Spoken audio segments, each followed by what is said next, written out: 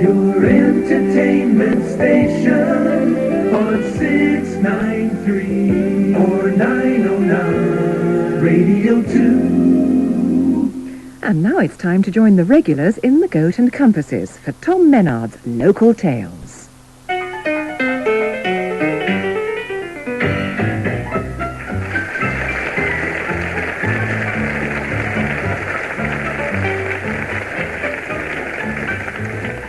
As I got to the pub door, it opens outward.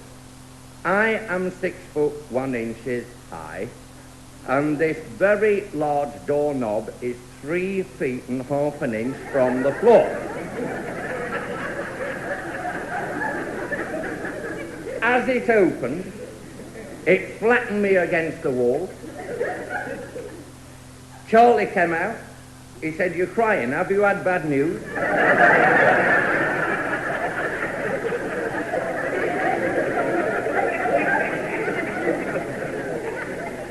I said, "Medically, yes." No, well, really, I ought to explain. You see, my friends, if I tell you what they're like, then you'll get a better sort of word picture. Do you mind not coughing, love, when I'm just taking a drink? I could have spluttered it. Charlie is a good mate and is married. That was very unfortunate affair because, you see, he's football mad, and so was this girl next door. And Charlie was standing next to her, and our team got a new centre forward, and he'd just scored. And Charlie nudged her. He says, "I'll tell you something." He was so excited, obviously. He said, "In a few months' time, he'll be our best man." Yeah. Well, she misunderstood him, so he's too shy to, and on the way home she said, "I'm so excited." And he said, "Yes, it was a good match." She said, "No, about us getting married." Well, a copper helped him and her out of the school railings, and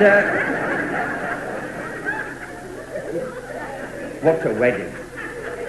Now, I can see Charlie now, because me and Harry, I'll tell you about him later, we're at the back of the church, and Charlie's standing there, and the best man was on his right-hand side, of course, an angle of about 27.5 degrees. The vicar caught a whiff of his breath and got the verger to blow the candles out, And the bride arrived, and I'll never forget that moving moment. And Charlie said, in a very loud voice, "With all my worldly goods, I thee endow." And Harry next to me, I could have strangled him. He said, "There goes his bicycle," and set it off,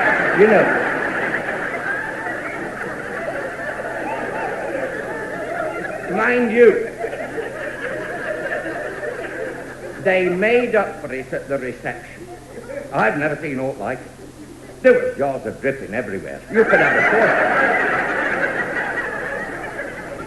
pour. Mustard out of one of them things where you half unscrew the top and squirt it. I'm just trying to think about Charlie's cousin, Fred Thornton. Well, he's not a cousin really, they're related through drink. Now, Fred is the one who thinks he knows it all. And he's boasting now because his brother Bert has got into the special police. Because Fred himself, although not in the police, my word, he's helped them in the past. In fact, you've read about him, but you didn't realise it at the time because he prefers to remain anonymous. When you see in the paper a man is helping the police with enquiries, 10 to 1 it's Fred Thornton. But his brother Bert, he got in the specials, and he was so exciting because his first duty was a Friday night. And he was standing on this corner, and the sergeant came up, and the sergeant said, "You're new here, a very observant man. Should make inspector." And so Bert said, "Yes." He said, I like to know the men on my beat. I like to find out about their IQ. So he said, who killed Julius Caesar? He said, I don't know, sir. So I said, Bert, what you telling us this for? He said, don't you see? My first night on duty and I'm in a murder inquiry.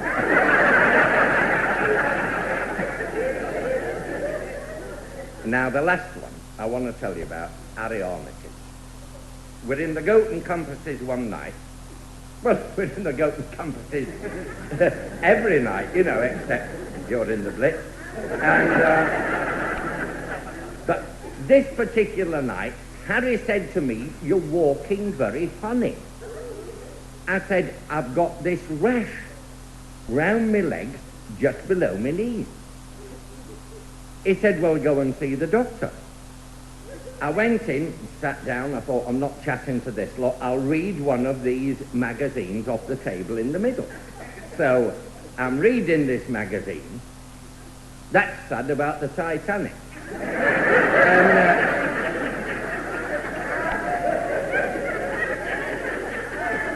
This woman came in, you meet one in every surgery, they want to tell you everything, don't they? She sat down on my left. She said, you see her over there? I said, yes. She said, I don't know how she's got the nerve. She said, she's never been married. She's got no regular man. And that'll be her second in 3 years.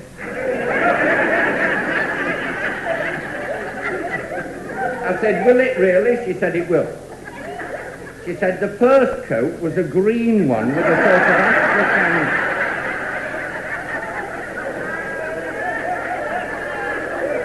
Well, I don't want to hear all that. So I thought, I'll forget her. And I turned to this lady on my right. She'd be a bit younger than me. I suppose she'd be about 25.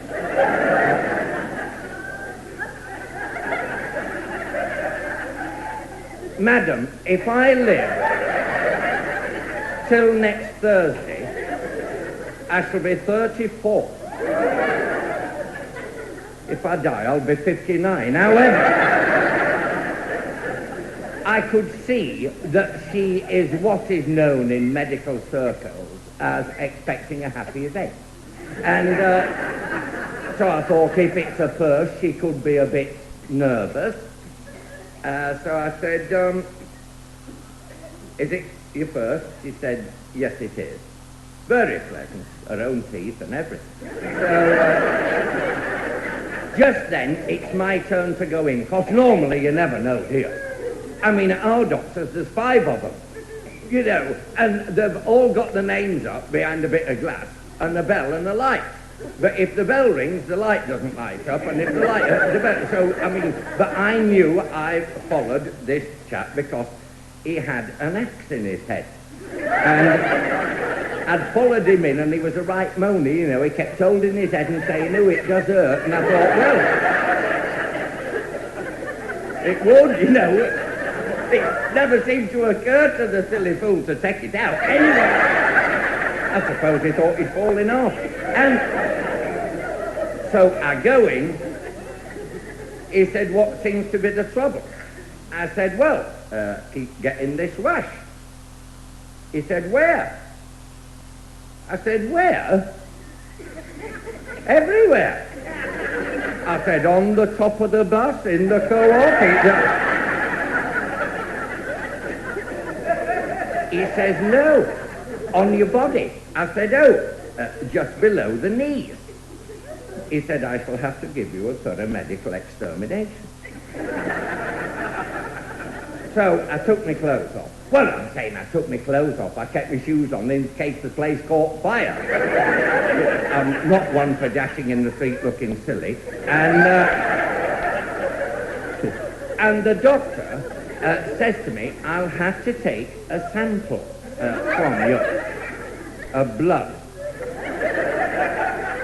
So he gets this hydraulic syringe, stuck it in my back, looked at it, stuck it in the small of my back, looked at it, stuck it in my leg, looked at it. He said, I daren't take it from below your knees. It'll be all sludge. He says, look, run round the waiting room for a few minutes, say about 3 or 4 times, and try and get your blood going right round. Well, he never said a word about getting dressed first.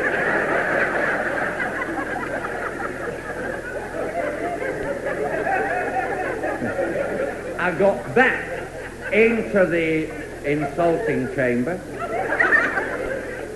He took a sample from my arm, he squirted it into a test tube, he held it up to the light, he said to the nurse, take that to the brewery. He said, maybe they can tell us what it is.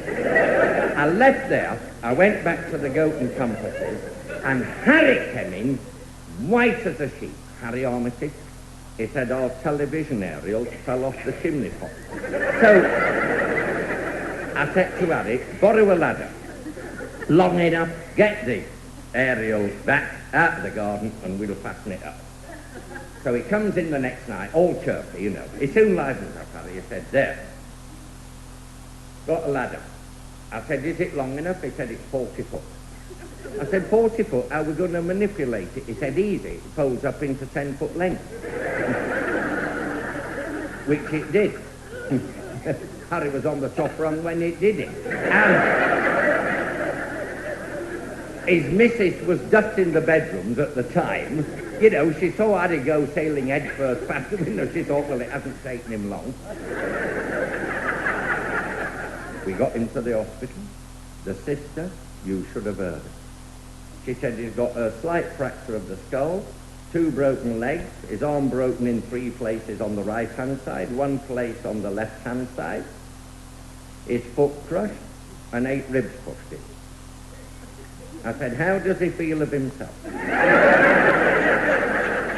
The way she answered me was so unmedical, I cannot repeat.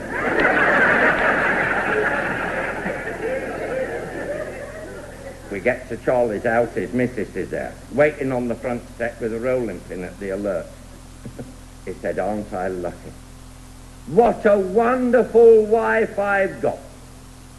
Fancy taking the trouble to start baking this time of night. Hey, time of night, I'll have to go. So long for now, folks. Bye.